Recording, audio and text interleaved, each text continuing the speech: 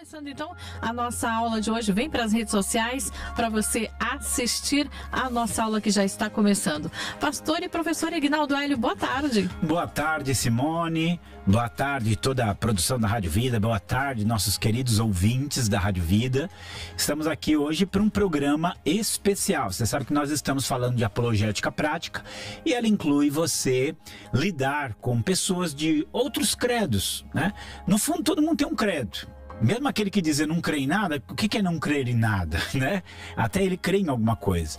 E a nossa missão é obedecer a Cristo. Cristo disse, ide pelo mundo, pregar o evangelho a toda criatura. O que ele queria dizer é a todas as pessoas. Então, essa boa nova de salvação, que só Jesus Cristo salva, ela tem que ser levada até os confins da terra. Ele disse de fazer discípulos de todas as nações, batizando-os em nome do Pai, do Filho e do Espírito Santo, ensinando-os a guardar todas as coisas que eu tenho mandado. Então, esse é o nosso, propósito. Ver as pessoas conhecendo quem é Jesus. E aí nós precisamos também dizer algo que é importante. Nós falamos muito, foi falado muito hoje aqui já na Rádio Vida sobre liberdade de expressão. E a liberdade de expressão, inclusive, ela inclui a liberdade religiosa, a liberdade de crença. As pessoas são livres para crer no que elas quiserem crer. Agora, é muito importante que as pessoas tenham a seguinte consciência.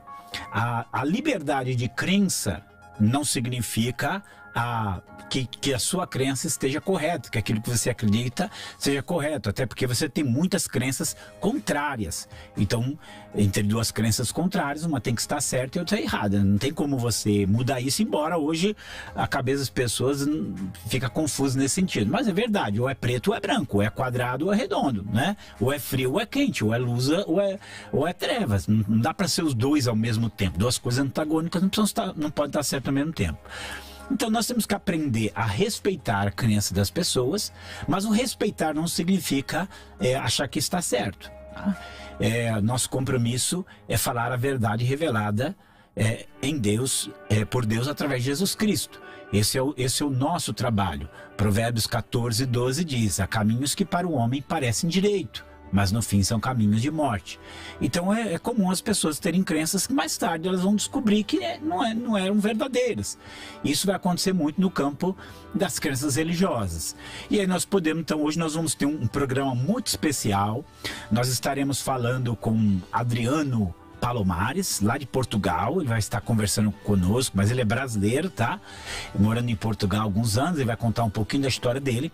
Mas ele fez parte de um grupo que pouca gente conhece, mas é um espiritismo, tá? Chama-se Sã Doutrina Espiritual do Sétimo Dia. Eu também nunca havia ouvido falar dessa sã doutrina espiritual do sétimo dia antes do Adriano, mas conheci o Adriano através das redes sociais e hoje fizemos aí uma amizade, né? E acho muito importante, muito bonito aquilo que ele viveu, aquilo que ele caminhou. Então nós estaremos falando com ele. Será que já podemos chamar aqui o Adriano? E você não esqueça, você já vai ouvindo aí, vai preparando a sua pergunta, vai preparando colocando as suas dúvidas, inclusive para o Adriano mesmo, vão surgir dúvidas. Eu mesmo, tem muita coisa que eu quero perguntar para ele, embora já tenha tido algumas oportunidades assim muito ricas, mas hoje eu quero perguntar algumas coisas para eles, e até a Simone aqui, eu já quero que ela pergunte as coisas. Nós vamos fazer as perguntas, porque a gente fica curioso, né? Algo diferente. É diferente. Podemos chamar a Adriana aí? Não sei se a gente consegue. Vamos tentar? Vamos lá. Adriano? Sim, olá, paz, graça e paz. Oi. Graça e paz. Estão me ouvindo? Graça e paz. Graça e paz, Adriano. Agora estou ouvindo você. Tá ouvindo. Tô ouvindo você. Graça e paz, Adriano. Muito feliz de ter você aqui conosco na Rádio Vida. Seja muito bem-vindo. Amém. Primeiramente, quero agradecer essa oportunidade de estar aqui expressando um pouco da minha história, da minha conversão. Quero cumprimentar a vocês que estão aí no estúdio, todos os ouvintes. Deus abençoe a todos e obrigado por essa oportunidade. Você está falando de onde, Adriano? Eu estou neste momento na minha casa em Lisboa, Portugal, mais ou menos não sei se todos conhecem, mas talvez o nome conhecem, Benfica, por causa do clube de futebol de Benfica, né? Então eu estou mesmo situado no bairro Benfica, vamos dizer assim, em Lisboa, Portugal. Então, muito bem-vindo aí. Eu dei um pequeno assim vislumbre, né, da sua história, mas eu expliquei aqui para eles que você fez parte de um grupo religioso conhecido como Sã Doutrina Espiritual do Sétimo Dia. E como eu, né, muita gente nunca ouviu falar, né? Mas eu queria que você contasse um pouquinho como que se originou esse grupo, o que eles acreditaram, o que eles acreditam, né? Onde eles estão estabelecidos, como eles agem. Gostaria que você falasse um pouquinho para nós aí da Sã Doutrina Espiritual do Sétimo Dia. É um pouco curioso a gente falar assim, definir esse termo espírita, porque eles se identificam para os outros como evangélicos. Já aí há um bloqueio de quem possa tentar evangelizá-los. Mas esse sistema religioso, ele se originou a partir de uma revelação de uma menina de 12 anos, mais ou menos em 1914, ou seja, mais de 100 anos. A partir dessa revelação, eles deduziram, até mesmo conta a história, que um outro kardecista que estava ali presente deduziu que ela estava trazendo uma nova revelação, uma nova mensagem. E a partir disso, aquela família, aqueles que estavam reunidos durante essa revelação dessa menina de 12 anos, perceberam e chegaram à conclusão que eles deveriam que praticar um formato de culto conforme ela estava ali revelando. E então surgiu essa ramificação de dentro de uma família que era kardecista. E onde era esse local? É numa cidade chamada Cerqueira César, no interior de São Paulo. Okay. Segundo o que dizem, foi no interior de São Paulo. E aí esse grupo diz a história que começou a se chegar mais pessoas espíritas e gostar mais daquele formato, daquela ideologia, e começaram a crescer aos poucos. Até hoje existe lá em Cerqueira César esse trabalho? Assim, essa informação precisa eu não tenho. Eu não tenho se ainda tem em Cerqueira César, mas no estado de São Paulo... eu estou perguntando porque, inclusive, mês que vem estarei lá perto, né? A Cerqueira César, ali aquela região, uma região que eu vou constantemente. Então, por isso que eu fiquei curioso para saber se eles ainda atuam ali, né? Eles são muito fortes em Campinas. São muito fortes em Campinas, tanto que eles consideram a sede, a matriz em Campinas. Ah, interessante. E diz uma coisa, em que necessariamente eles acreditam? Eles acreditam, apesar de não adotarem a doutrina da reencarnação, mas eles acreditam na possibilidade de comunicação com os mortos. Eles acreditam também numa espécie de purgatório. A seita em si, ela é muito exclusivista, onde somente eles têm a salvação. Eles também adotaram a ideia de guardar o sábado, assim como os adventistas. Eles veneram um pouco Maria, apesar de não ter a imagem, mas veneram. Então existe uma mistura de essa parte que veio do catolicismo, essa veneração a Maria, apesar de não ter a imagem, a comunicação com os mortos dos espíritas, esse processo, essa liturgia acontece no culto deles, de comunicar, de chamar para que eles se manifestem, e também adotaram a ideia da guarda do sábado. É muito assim, interessante essa mistura, né, que eles fazem de elementos católicos, espíritas e talvez até evangélicos, a gente pode dizer isso, né? Que eles misturam. Sim, porque eles entendem que a Bíblia é o livro de regra e fé deles. Eles não têm outro livro que eles consideram inspirados. Tanto por isso que eles se identificam como evangélicos, eles se acham mais completos que os demais, porque guardam o sábado, eles dizem guardar os 10 mandamentos. Porém, aquilo que a Bíblia nos ensina como ser espiritual, na verdade, é espiritismo. Entendi. Eles falam, nós não somos espíritas, nós somos espirituais. e aí vão pegar alguns textos, vão distorcer a interpretação. No fim das contas, o Deus deles, o Jesus deles e o Espírito Santo deles não é o nosso. E diz uma coisa, como é que é o culto deles? É um culto de invocação de mortos? É um culto de cânticos? É um culto de pregação, de ensino? Como é que funciona, geralmente? É assim, normalmente, eles, como guardam sábado, existe um culto, todas as congregações deles ao sábado, meio-dia, e nos demais dias da semana pode acontecer à noite. Porém, só no culto do sábado ao meio-dia é o único dia que eles abrem a Bíblia para ler a palavra.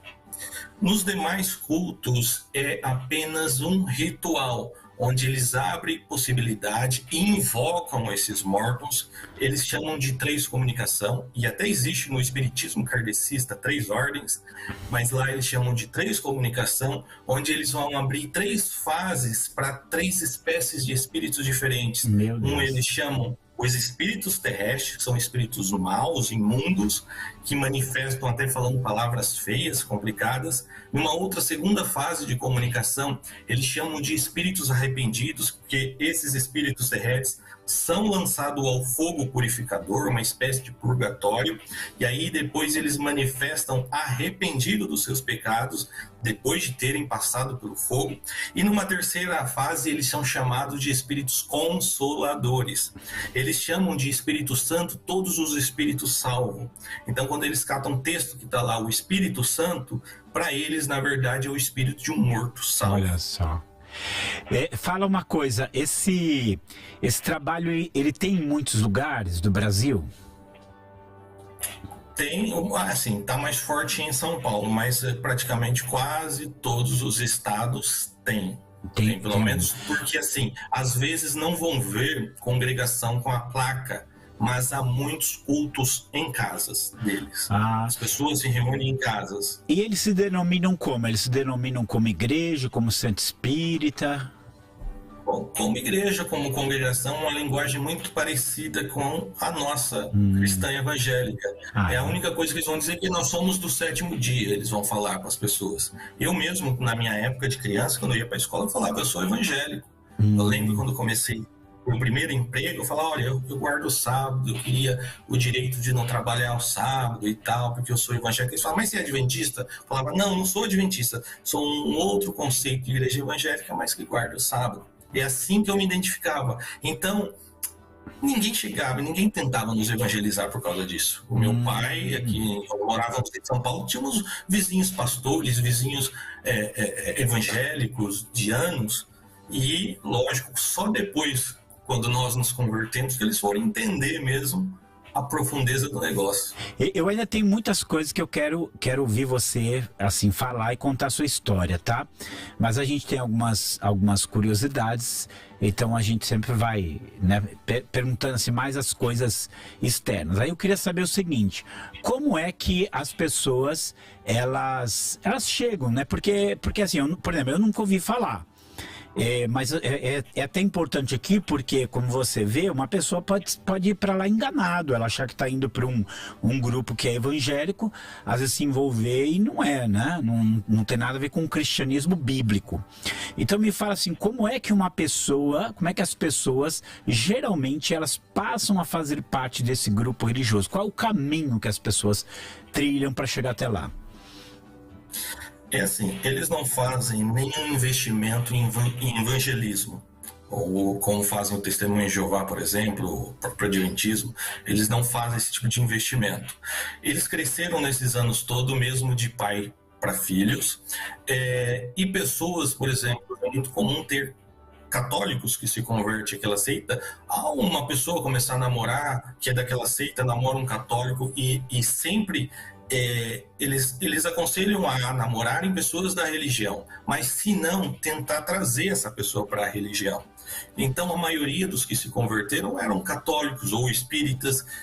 Já ouvi alguns casos de evangélicos, já ouvi alguns casos que conheceu alguém lá, começou a namorar, casou.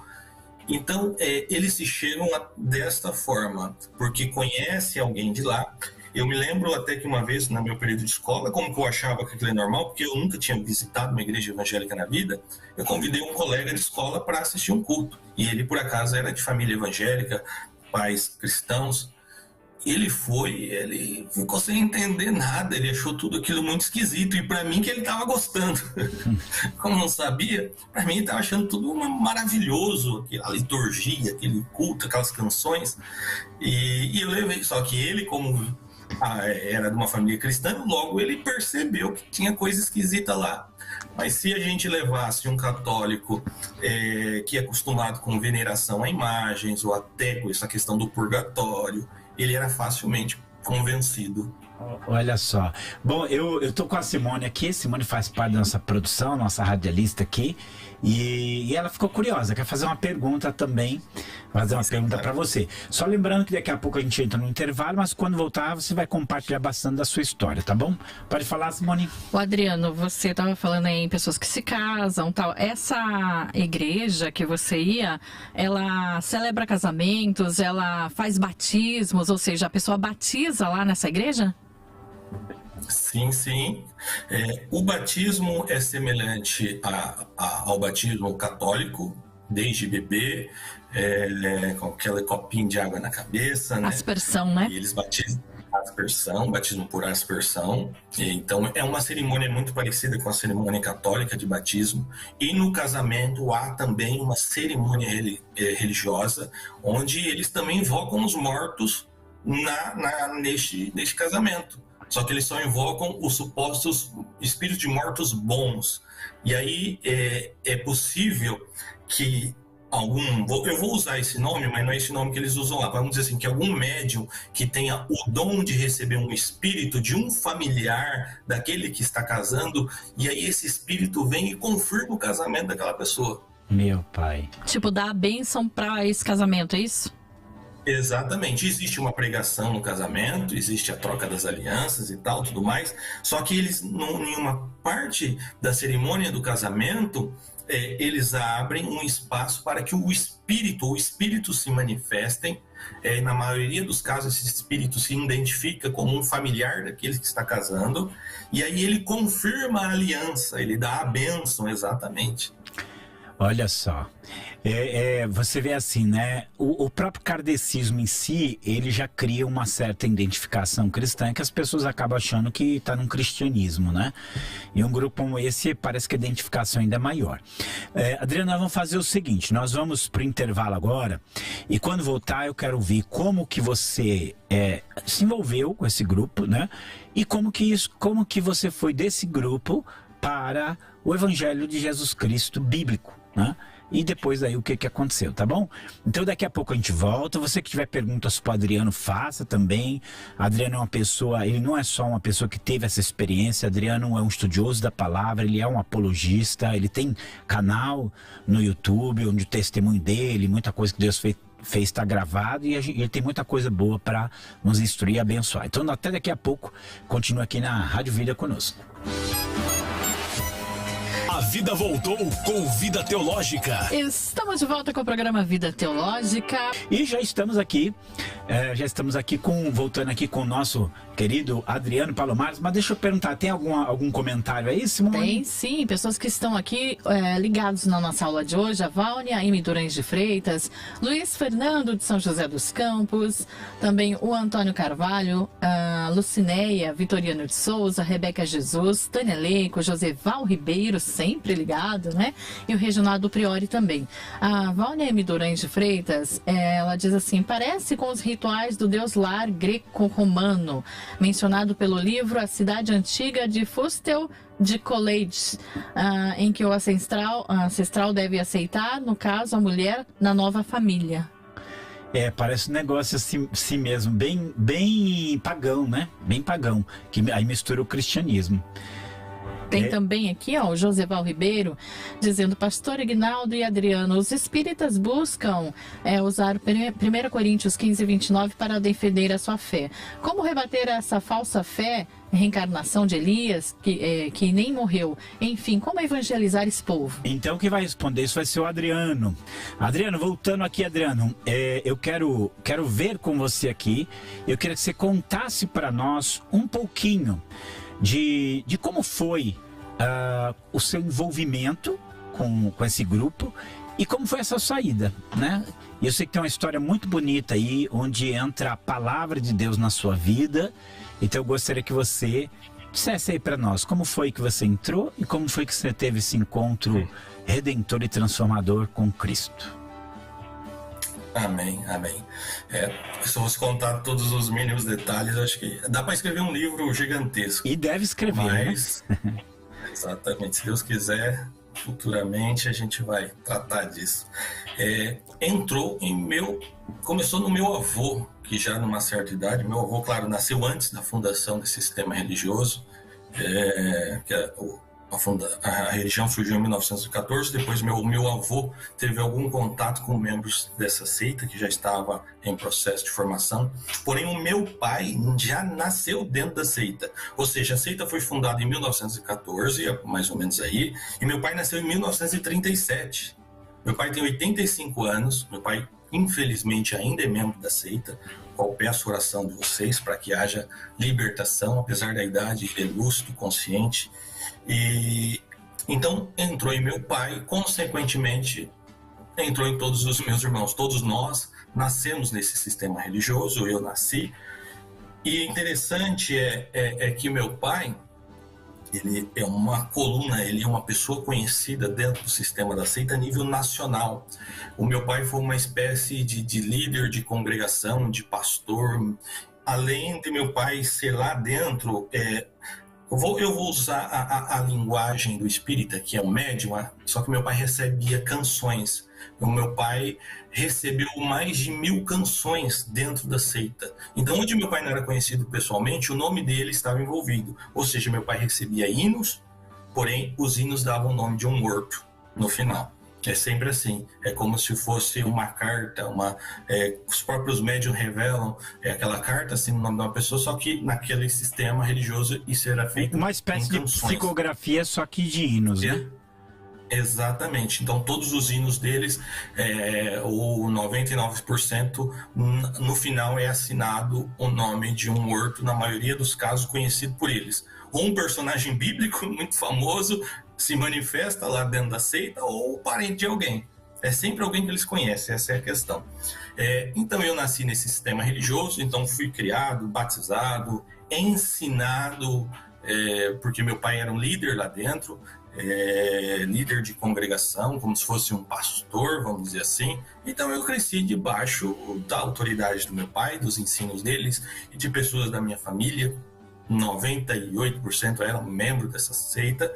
Então eu nasci envolvido com isso. E até uma certa idade eu sempre fui um jovem tímido, então eu ia nos cultos, mas eu não me envolvia tanto. Até chegou uma certa idade que eu decidi me envolver, a participar, ser mais participativo, e aí meu pai começou a dar oportunidades para mim pregar. Quantos anos você tinha? Foi depois dos 20 anos. Eu saí da seita com 24 anos. Mas a partir dos 20 anos que eu comecei a me envolver. E como lá se usa a Bíblia, eu comecei a ter a Bíblia como referência e comecei a estudar a Bíblia. Só que nas minhas primeiras pregações que eu fazia dentro da seita, eu defendia aquela seita. Eu conseguia olhar para a Bíblia e distorcer, mas sem ser proposital. Porque era aquilo que me implantaram na minha mente durante esses anos todos. Então eu lia os textos bíblicos e conseguia ver aquela revelação espírita. E aí o que aconteceu depois? E aí eu comecei também a me envolver com os grupos de jovens, fiz parte da liderança de grupos de jovens da cidade de São Paulo. Meu irmão, um dos meus irmãos, a gente sempre frequentava o mesmo culto e a gente começou a estudar por conta disso. E eu vi que, tanto em mim quanto em meus irmãos, nós começamos a ser confrontados pela própria palavra de Deus, porque era a Bíblia que estava nas nossas mãos. Então, nós começamos a ver aos poucos que havia coisas erradas, porém a gente não tinha visto a totalidade dos erros. A gente começava parcialmente a achar esses erros doutrinários e teológicos. E aí, por exemplo, diga assim um erro assim que realmente chocou vocês, que vocês perceberam que era diferente o que a Bíblia dizia e o que vocês praticavam. Você lembra alguma coisa? O próprio Espírito Santo, que é um assunto forte. Quando a Bíblia, a gente, por exemplo, na comunicação com os mortos, chamado de o contato com os consoladores, a gente usava a base do Evangelho de João 14, 15, 16, que era a promessa do Espírito Santo do Consolador. E nós achávamos que o cumprimento dessa promessa era o derramamento de espírito de mortos. E aí, uma análise mais profunda, poxa, isso não tem nada a ver. Isso é o próprio Espírito de Deus. É a própria revelação. De homens, né? E essa foi dos ensinos mais chocantes. Ou seja, o próprio Espírito Santo se revelou. Eu não tenho nada a ver com isso. É verdade. Eu tenho nada a ver com isso. E isso foi o mais chocante. Ou seja, aquelas revelações todas não eram inspiradas pelo Espírito Santo, ou pelos Espíritos Santos, no plural, como eles usam. E na mente deles havia uma salada, anjos, Espírito Santo, ou seja, os mortos poderiam se transformar em anjos, Espírito Santo. Então tudo que eles liam na Bíblia, que havia anjo, que havia lá a pessoa do Espírito Santo, eles colocavam como a figura de um espírito falecido salvo.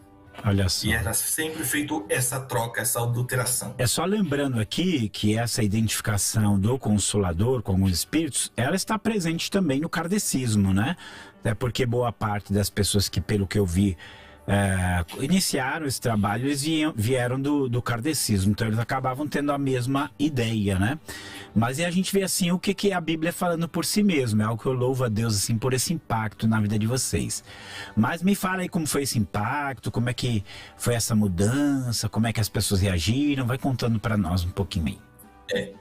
Isso foi indo gradativamente, porque quando nossas escamas começaram a cair, como eu e alguns irmãos de sangue, cunhados, sobrinhos, pessoas da família que eram membros da congregação do meu pai, porque meu pai era como se fosse um pastor, tinha lá membros, tinha nós da família, e então nós começamos a compartilhar. E todas as vezes que meu pai me dava a oportunidade para pregar, eu comecei a mudar o rumo da minha pregação lá dentro do centro espírita.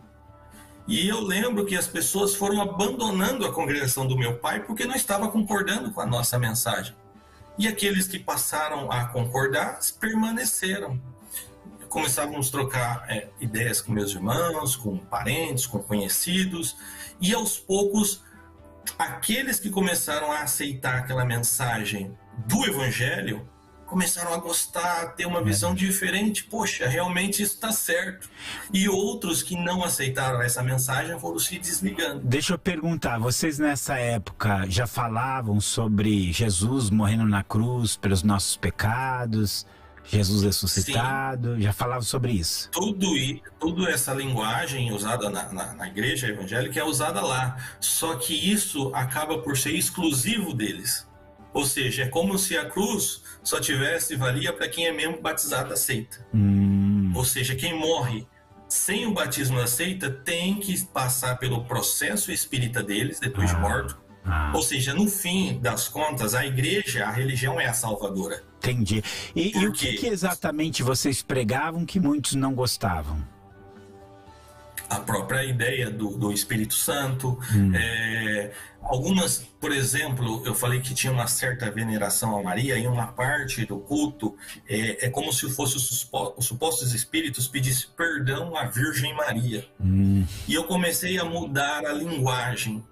Falava, como Maria não pode perdoar pecados, isso não acontece. Nós começamos a mudar algumas linguagens, forma de expressar no culto.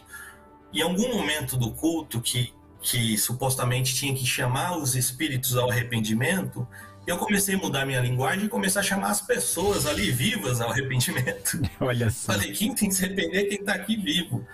Eu usava as mesmas características da liturgia do culto, só que na minha fala eu comecei a deixar de se referir a mortos. mas ali os vivos. Em algum momento eu falava, quando eu ia chamar a parte do Espírito Santo Consolador, eu queria chamar o verdadeiro Espírito Santo Consolador para que ali falasse. E aí foi acontecendo toda a revolução, e o meu pai foi o último a jogar a toalha e abandonou aquele templo e ficou só nós com uma mente renovada, com espaço, com bancos, com púlpito. Quem é só nós? Você fala assim, só nós? Quem eram esses nós? Nós, alguns são membros da família, alguns são amigos que hoje são também libertos por Jesus. É que eu acabei assumindo a postura de encabeçar isso. Porque quando isso aconteceu, nós tínhamos a esperança que fosse possível acontecer uma reforma lá dentro da seita. E a mente deles mudarem. Então nós nos desligamos sem se desligar oficialmente. Entendi. E alguns deles vieram atrás de nós, queria tentar nos convencer dos nossos erros ou dos nossos supostos erros. Foi então que, estudando a palavra de Deus, eu comecei a escrever uma confissão de fé. Olha só. Uma confissão de fé do que tinha naquela seita que era errado e do que a Bíblia realmente dizia. Deixa eu só te perguntar, nesse processo de entender que tinha coisa errada, entender o que a Bíblia diz, você teve ajuda externa, tipo pastores ou crentes que ajudaram, ou foi algo só na palavra ali que você foi fazendo? Houve um momento quando a nossa mente começou a se abrir, porque nós fomos programados a não ouvir pastores e nem programação evangélica. Aí houve um momento que meu irmão trabalhava, eu trabalhava como desenvolvedor de sites, então às vezes trabalhava com rádio ligado, e aí sim, meu irmão começou a colocar uma programação cristã evangélica, e aí nós começamos a partir de então ouvir uma programação evangélica de rádio, e depois eu particularmente comecei a assistir programas da época evangélicos de pregação evangélica. Aí sim as coisas começaram também a se esclarecer, então nós tivemos uma ajuda pastoral, mas não diretamente. Entendi. Nós tiramos muitas dúvidas. Por exemplo, a primeira palestra que eu assisti sobre seitas e heresias foi o pastor Natanael Rinaldi que palestrou. E eu fui lá, sendo membro da seita, assisti uma palestra do pastor. Então, as coisas começaram a acontecer, e aí a gente começou a unir todas as coisas, e aí a mente também foi se abrindo mais, ouvindo esses homens de Deus. Deixa eu perguntar aqui uma curiosidade que eu tenho. Nesse processo que você está saindo, né, desse envolvimento com o Espírito, buscando a Deus, você teve alguma tipo de luta espiritual, algum confronto que você tenha sentido, algum peso, algum ataque? Pode ser que isso não tenha acontecido, né? Mas aconteceu? Não, confronto espiritual, assim, no começo foi mesmo... parece que os demônios... porque foi muito próximo do meu casamento. Porque quando eu comecei a me converter, eu estava namorando. Então, eu estava me convertendo e pregando para minha atual esposa. Então, o confronto que eu tive foi ameaças dos meus próprios pais a não comparecer ao meu casamento. Muitas pessoas começaram a se desligar da gente. Começou a acontecer a minha atual esposa, que é a Denise, que hoje, na época, queria separar de mim, porque eu ia me desligar da religião. Então, na verdade, acho que o mundo espiritual do mal tentou envolver as pessoas que eu amava para mim não trazê-las para mim, para o evangelho. Mas em nome de Jesus não conseguiu. Nós nos casamos em formato já cristão evangélico. Depois, posteriormente, eu e a minha esposa nós batizamos juntos no mesmo dia. Mas esse confronto foi usar as pessoas que a gente amava à nossa volta a estarem contra a gente em um período de casamento, que é uma coisa tão especial, difícil, né? Então, a nossa luta foi nessa fase. E você, a partir então, você fez um trabalho também, não só na família, mas dentro do próprio grupo, e um trabalho até mais público, mostrando o que havia de errado ali, proclamando o verdadeiro evangelho, não foi? Com pessoas te ouvindo, com grupos te ouvindo, pessoas da própria seita reconhecendo que você falava era verdade e se voltando para Cristo. Isso aconteceu?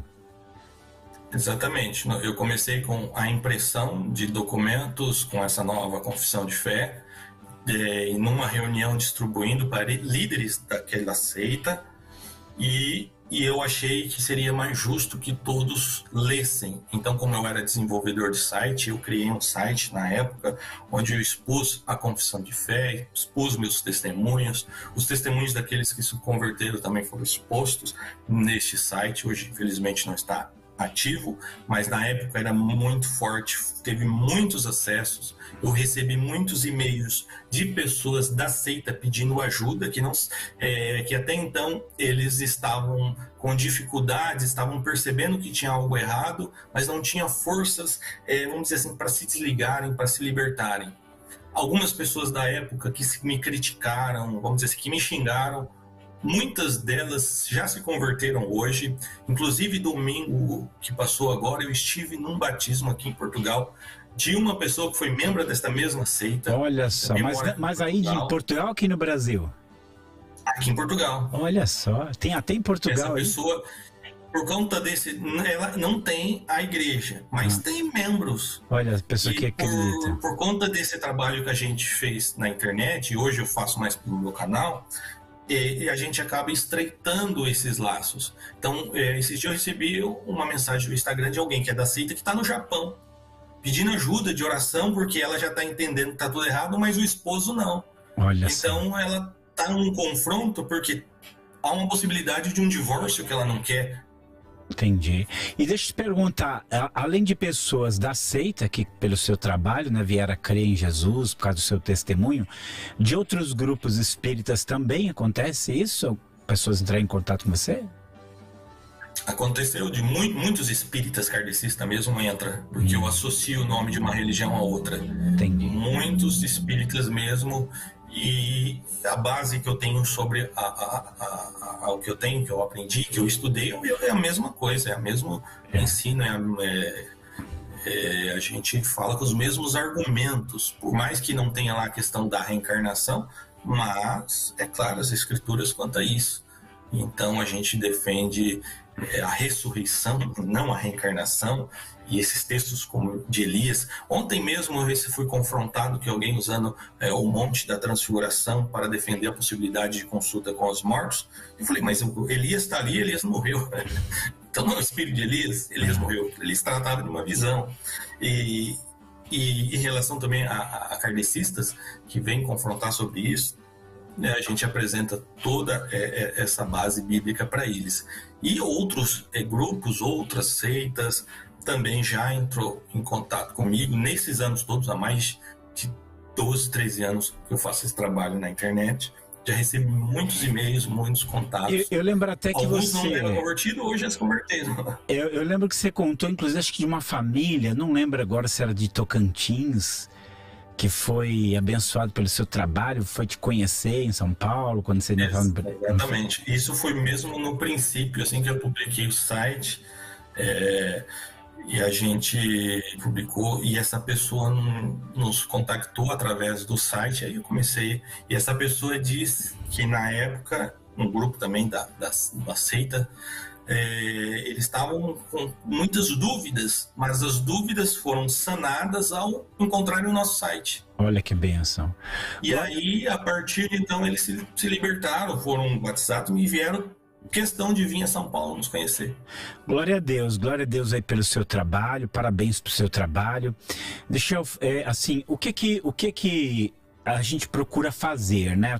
Estamos aqui na Rádio Vida e eu escolhi esse tema. A gente está trabalhando em uma apologética prática, estamos começando a falar de grupos religiosos, falamos algumas coisas de apologética geral, mas eu sinto assim muita necessidade. Às vezes as pessoas, elas veem que aquilo, às vezes cita a Bíblia, mas ela percebe que está alguma coisa fora de contexto, que realmente não é aquela explicação, e às vezes ela não sabe para onde ir. Se as pessoas elas quiserem a sua ajuda para entender, às vezes para ajudar alguém também está querendo entender, como que elas podem te achar? Parece que você tem um canal no YouTube, né?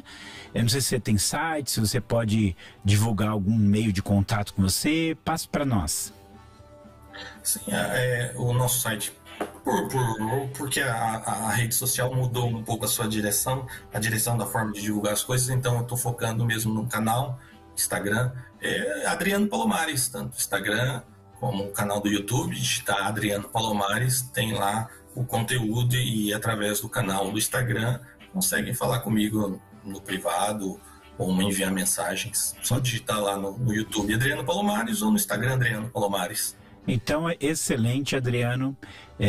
Queria pedir aqui aos nossos queridos irmãos aqui da rádio, orar pelo Adriano Palomares, pela sua família, orar pelo seu ministério. E ele tem muito assim para ajudar pessoas. É aquilo que eu falei aqui no começo do programa. As pessoas são livres para elas crerem no que elas quiserem. Ninguém pode impor uma crença sobre elas. Mas isso não implica que a crença esteja correta. E muitas têm percebido isso. A palavra de Deus é verdade. Jesus ora em João 17, santifica-os na verdade. A tua palavra é verdade. E a história do Adriano é essa pessoa que não só lendo a própria palavra, independente de qualquer pessoa, percebeu o erro que estava e hoje aí serve ao Senhor e hoje tem abençoado vidas aí muito especiais. Então, obrigado, Adriano. Agradeço de coração. Eu quero você mais perto da gente aí. Fiquei muito sim, feliz de você aceitar participar aqui do nosso programa. Obrigado. Outras ocasiões, até sendo necessário, vou chamar você, tá? Então fique aí atento. Muito obrigado mesmo. Deus abençoe. Quer falar mais alguma coisa? Amém, não. Só agradecer mesmo essa oportunidade e estou à disposição aí no que precisarem. Muito obrigado, Adriano. Deus abençoe. Deus abençoe e até a próxima participação sua. Um grande abraço aí. Deus te abençoe em Portugal, abençoe sua família, que já tem aí também me acompanhado. Que seja bênção sobre a vida de vocês. Amém. E pastor, aqui estão a Rosaura Mazeto dizendo: haja criatividade para inventarem novas formas de crer, tudo para não obedecer a Deus. A Denise Coelho dizendo: quero agradecer a Rádio Vida, meu livro Uma Seara Quase Esquecida já chegou, obrigada. Olha só, quero aproveitar, parabéns aí, Denise, por ganhar o livro, né? Uma Seara Quase Esquecida, e dizer para vocês que a loja estava com alguns problemas técnicos lá. Mas já arrumamos, tá? Então, se você quiser também o livro Uma Seara Quase Esquecida, entra lá, loja missãoatenas.com.br e também pode entrar em contato comigo. Temos mais? Tem a Vâunia M. Durães de Freitas dizendo: é literalmente o poder da palavra libertando os cativos. Glória, maravilhosa graça. Luiz Fernando de São José dos Campos, glórias a Deus. Só ele mesmo para libertar desse engodo. Glória a Deus. Obrigado aí vocês, obrigado por toda a participação.